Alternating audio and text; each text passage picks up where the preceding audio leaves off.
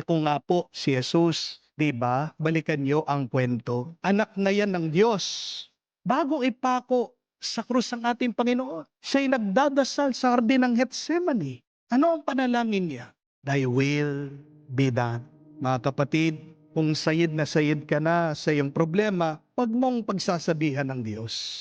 Ang magandang gawin mo, magpakumbaba ka sa harap niya, dasalin mo ang dasal ng Panginoon, sabihin mo sa Kanya, mangyari nawa ang kagustuhan mo. Huwag ka mag-alala kapatid, kung man madadala ka sa mga mahihirap na kalagayan. Ito lang po ang tandaan niyo.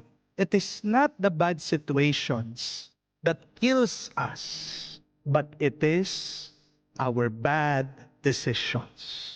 Kahit na gaano kahirap yung iyong sitwasyon, hindi ka naman mamamatay dyan. Ang nakakapatay sa atin ay ang ating mga maling pinipili sa buhay. Amen?